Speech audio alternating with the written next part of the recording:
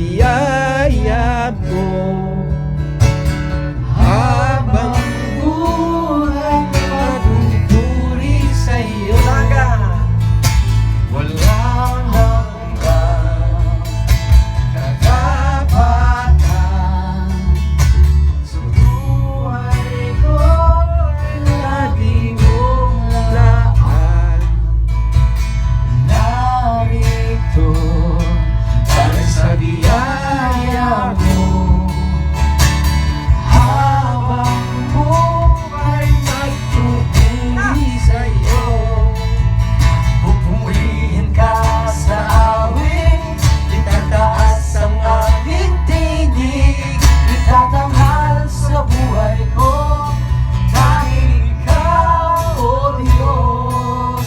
Higit pa sa kalamitan ang iyong kalwalhatian, kadakilan mo di mapapantayan. Pupurihin ka sa awit, itataas ang aking tinig, itatanghal sa buhay ko dahil ikaw, O Diyos. Higit pa sa kalangitan ang iyong kalwalhatian, kadakilan mo di mapapantayan. Nasusayo ang kapurihan, kalwalhatian ngayon magpakailanman. Jesus, sa'yo ang karangalan, kapangyarihan ngayon at magpakailanman. Pupurihin ka sa awit, itataas ang aking tinig, itatanghal sa buhay ko tanging ikaw, O Diyos. Higit pa sa kalangitan ang iyong kalwalhatian, kadakilan mo di mapapantayan. Ikaw ang tunay na Diyos, ika'y walang katulad, ika'y nag-iisa, ikaw lamang, wala nang iba. Sa'yo ang aking awit, dinggin ang aming tinig, isisigaw sa buong mundo. Ikaw ang tunay na Diyos, ika'y walang katulad, ika'y nag-iisa, ikaw lamang at wala nang iba. Sa'yo ang aming awit, dinggin ang aming tinig, isisigaw sa buong mundo. Isisigaw sa buong mundo. Isisigaw sa buong mundo, kadakilaan mo.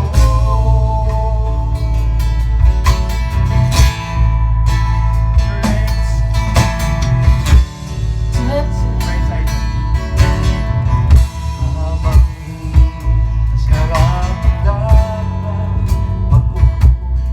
Okay, sige pa. Bago tayo magsimula sa kantahan natin, syempre we start na may praise item. So ibig sabihin, kung anong nagawa ni Lord sa buhay niyo itong past few weeks, ay ipasalamatan natin si Lord. Okay? So after ng lahat na matapos, ay magsisimula ulit tayo ng worship song. Okay. Ay, yung pambansang halina't sama-sama, tsaka yung no? Oo, pwede. Isang fast song at saka So, anything goes. Si Sir Kev, baka may sasabihin ka pa announcement, prayer requests, or ano. Yeah, as usual lang naman, ginagawa natin dito is actually kumbaga, unprogram ito. So, but ultimately, this is a time for us to pray yung mga gawain sa UCAP, which is Amen. mostly concerts as of this time, and we have the programs that we do dito. And at the same time, yung of course, nandiyan na rin yung pag-pray natin sa Panginoon, yung lahat ng ating yung provision sa ating gawain. So, bago pa man siguro magsimula yung ating sharing, nais ko lang sabihin the incoming events actually talagang kailangan ng prayer, kasi we've been going out and sharing like doing concerts, and it's not easy to conduct concerts that big, so we have incoming concerts sa Dipolog, which is May 26, and another one in June 2 na yan, that's sa Cebu. June 11 sa Davao, and then the big one that we have in Mindanao, which is the Christian Music Festival, So we are praying that we can actually close yung mga deals ng mga sponsors natin, kasi Praise the Lord. ang bibigat ng mga financial obligations dito sa ginagawa natin. So we see Mindanao as a very parang open for harvest. So Amen.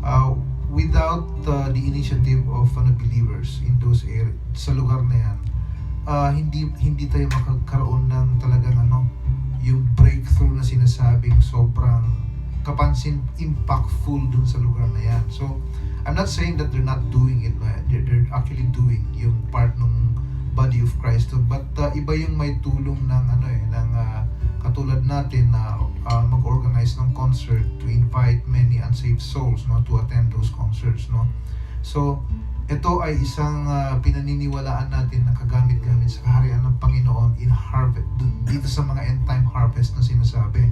So if we can do this, talagang magkaroon ng malaking impact yun sa lugar na yan, and we see yung role ng UCAP doon na talagang napakalaki, because we are organizing big events, so hindi po kayang gawin ng staff natin ito. Maliit yung team natin, maliit din yung funding natin, and yet God is moving the things that we Praise never the Lord. imagined. Thank you, Jesus. Hindi talaga natin lubos maisip kung bakit gano'n ang nakakayanan. We spend so much money and deal with so many people, and the Lord is doing great, So eto, we pray that maging gagamit-gamit talaga sa So we also pray sa mga kalusugan ng ating mga kasama. May mga kasamahan tayo dito na namatayan ng kanilang kanyang nanay. She needs prayer, si Christina, and many other kasama natin going through yung testing, pero si Lord ang kalakasan natin, at siya ang nagtatawid sa bawat isa sa atin, So talagang quickly lang din, we just want to thank the Lord for the successful Jensen concert that we yung held siya nung last March 3, na talagang dinumog kami ng todong dumog ng maraming tao. So, Praise the Lord. we believe that the incoming events ganun din yung mangyayari, because Amen. we have parang na tayo, napansin na tayo dun sa Mindanao. So Hallelujah. we pray that it will be very successful yung mga gagawin sa incoming days, pati yung mga funding will be provided, and we also pray for the new songs that we are creating here in UCAP. We have some friends that are mga makabagong tunog yung pinapasok po nila. We hope to be able to bring them sa iba't ibang lugar ng bansa natin, kung saan magkaroon ng fresh anointing, fresh song, and parang pasok sa kabataan, panglasa ng kabataan. So once again, salamat sa Panginoon, salamat din sa Lord at bumalik si Bishop Larry sa gawain. Praise the Lord. After 3 months yata. 3 months po. So na-miss ka namin dito. Miss na miss ko na po kayo. Okay, so ito yung weekly natin dito. Sabi ko nga dun sa mga kasamahan natin, we go out dun sa field as a warrior, soldier tayo sa pag lumabas tayo dito sa lugar na to. Pero pag nandito tayo, talagang sanctuary natin itong lugar na to, to worship, to thank God, to strengthen ourselves, to to do things na makakapagpalakas sa atin bago tayo lalabas ulit. So, this praise is really parang a resting place for us. Kasi we worship here, we offer yung ating problema sa paanan ng Panginoon. And it has been a very parang nakakapagpalakas kami dito sa lugar. Amen. So, purihin ang Panginoon. Okay. Praise God. Thank you, Start Jesus. with